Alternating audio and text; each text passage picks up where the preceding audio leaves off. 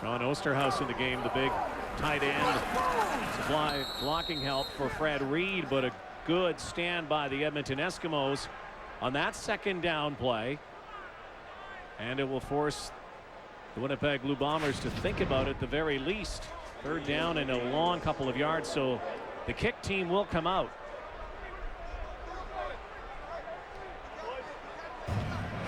The Edmonton Eskimos, ever since that blocked field goal in the final minute of the first half, have been a very different team in every phase of the game. Hard to believe that one play, sometimes maybe even innocuous, late in the first half, has really turned this game around.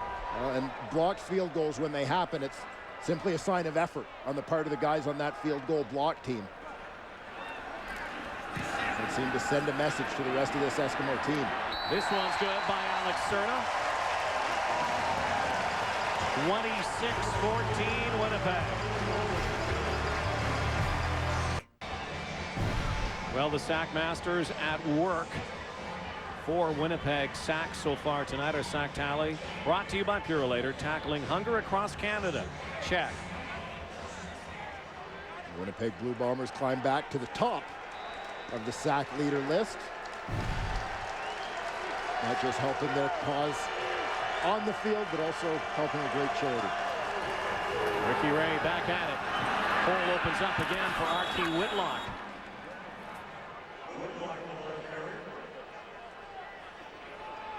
I don't like the odds of any defender against R.T. Whitlock in space.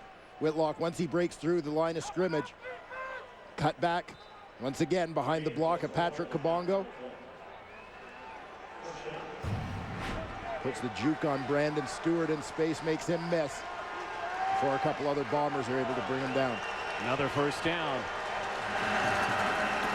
Right back to him. Right edge this time. There's the juke. There's the shake. R.T. Whitlock again. Will fist pound to the chest. And close to another first down. Now R.T. Whitlock clearly starting to warm up in this football game. If I was the Eskimos, I'd keep feeding him the ball. Set up a little play action. LeVar Glover was not a very good dance partner on that last play. Wow. Second short yardage again. Ray. Little long toss and a first down. Kelly Campbell.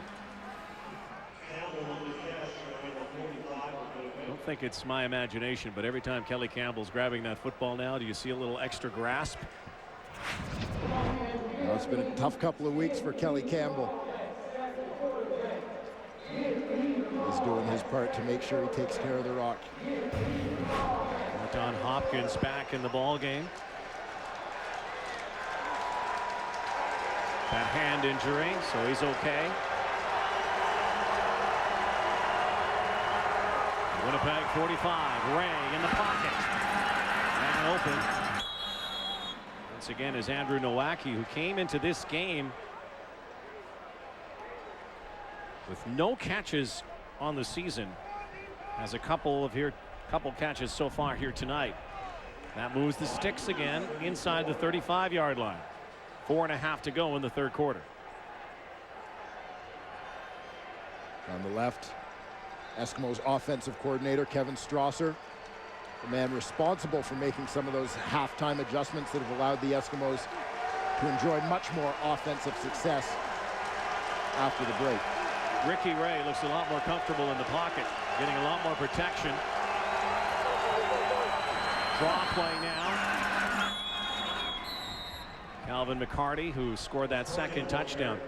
If you're just joining us, Ricky Ray was practically wearing a Winnipeg Blue Bomber uniform for the first quarter. Everywhere he went, blue and gold. And the pressure, as you said, it came so quickly. It seemed on every snap, every time Ricky Ray caught the snap and shotgun or dropped back to pass, by the time the ball was in his hands, at least one Bomber defender had beaten his blocker. And again to R.T. Whitlock. It's a hard hit, but another first down.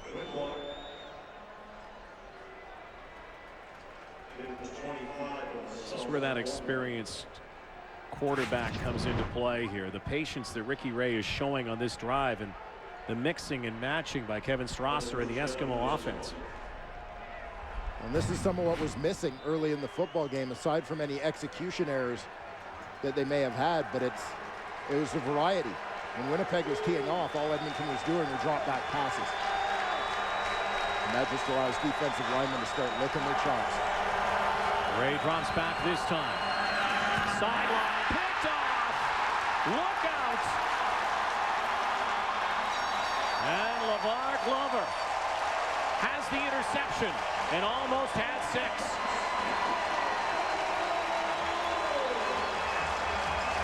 Into the gloves of Glover. A turnaround for Winnipeg. Curly fries. 31-year-old free agent who came over from the BC Lions after 4 years there. LeVar Glover, his first interception in the regular season in the last couple of years, his first as a Blue Bomber. Ricky Ray got locked in on Kelly Campbell a little bit on this play. LeVar Glover, much as we saw Byron Parker playing the wide side corner for the Toronto Argonauts last night, laid off the receiver a little bit, baited that throw. Took it away. Giles on the roll, and he's one and knocked out of bounds. In coverage, Terrence Edwards by Jason Goss, spiking it out. LeVar Glover, the short side corner, playing out, or excuse me, the wide side corner, playing out on that left side. The zone coverage, he's got the flat. Looks like there's a little bit of cushion there at the time when Ricky Ray makes his initial read, but LeVar Glover had already started to close on the receiver by the time the ball was thrown.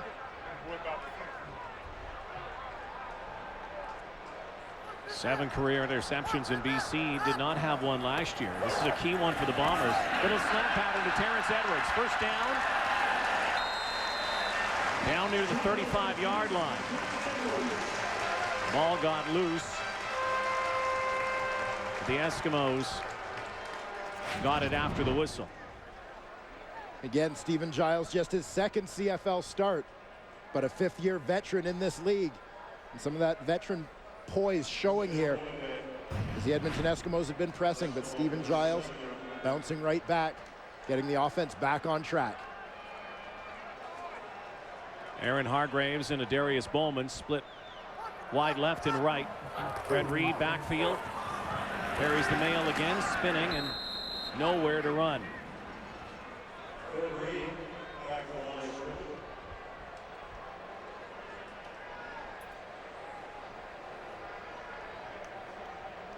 Edmonton Eskimos so happy to have Dario Romero back in the middle of that defensive line. He's been their anchor the last couple years since coming over from Montreal as a free agent. Just a guy with a non-stop motor. We call him a heart and soul player. I think he'd sooner be referred to as a blood and guts guy. That's just the way Dario Romero plays the game. Giles calls his own number and is hit, but has the first down. Took a vicious lick from behind.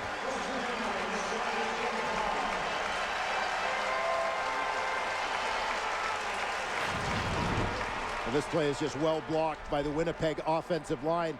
Allow the rushers to come upfield and then turn them. Steve Morley pinning Kenny Petway to the inside to create the lane for Stephen Giles to pick up that first down. 5 carries for Giles, 37 yards on the night. Again, his second start in the CFL, first since 2008. Movement on the line this time. The reaction suggests this one's going to go against the right tackle, number 68, Kelly Butler. Procedure, Winnipeg, number 68. It's a 5-yard penalty. Repeat, first down. Like a lot of teams in the Canadian Football League, a lot of adjustments on O-lines. Even here in Winnipeg, they have their pillars in Brendan Labatt and Bobby Kahn. Steve Morley changed position from left tackle over to right guard. And this is a team that has 2 of their starters from last season, Ryan Donnelly and Glenn January, on the 9-game injured list, so they're going to be without those guys until at least mid-season. Giles, and Fred Reed picks up a couple of yards. And the final play of the third quarter, the Winnipeg Blue Bombers with a 12-point lead heading to the fourth.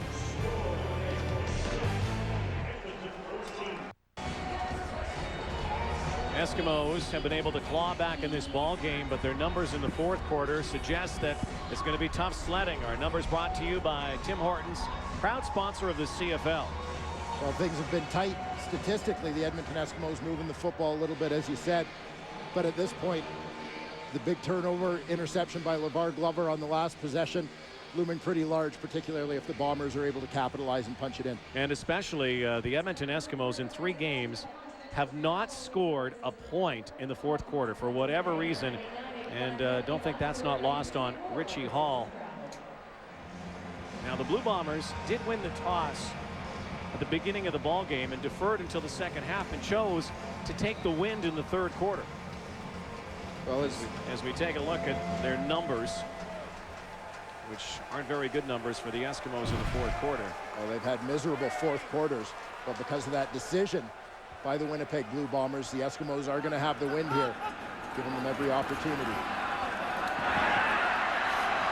Catch is made by Brock Ralph. This might be a bit of a false start by the Blue Bomber receivers. Looked like 1 or 2 may have jumped.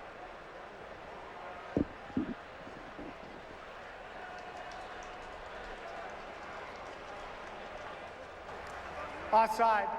Edmonton number 99. Oh, it was penalties the declined. Eskimos. First down. Kenneth Petway who jumped.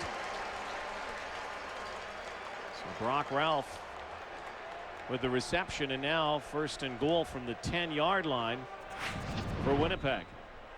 And sometimes as a defensive lineman, you see in your peripheral vision those receivers approaching the line of scrimmage, and you take your timing from them, and that's what happened to Kenny Petway.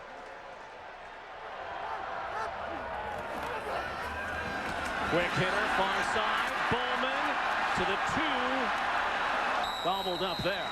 So it'll be second and goal.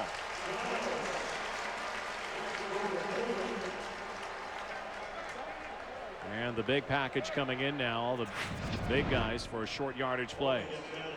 Darius Bowman lines up to the outside. He's just going to come in, catch the quick hitch, follow his blockers. Nice lane created there by Aaron Hargraves.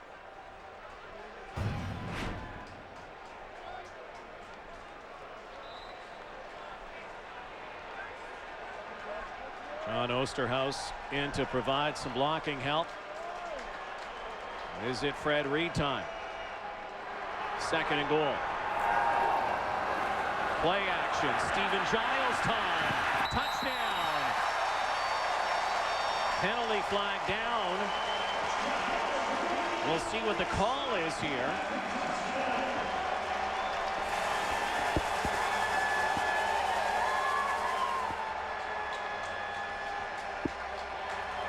Offside.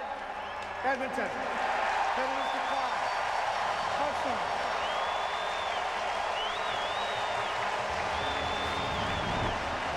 Well, this is exactly the way you draw it up. Play action to Fred Reed. Causes everyone to pinch to the inside defensively. Nobody's got contained as Stephen Giles runs around the edge. Blue Bombers extend the lead.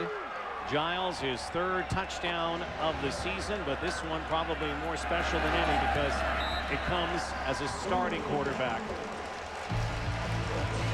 He's been impressive. Bombers continue to roll 33-14. Stephen Giles and the Bombers have a comfortable lead early in the fourth. Henry Burris and the Stamps are getting ready to go at home in game 2 of our Saturday night's doubleheader. It will be Calgary and Saskatchewan. That is coming up right after we're done in Winnipeg. Well, a year ago, the Winnipeg Blue Bombers, really the last couple of seasons, have lamented not having enough quarterbacks around. They had a number of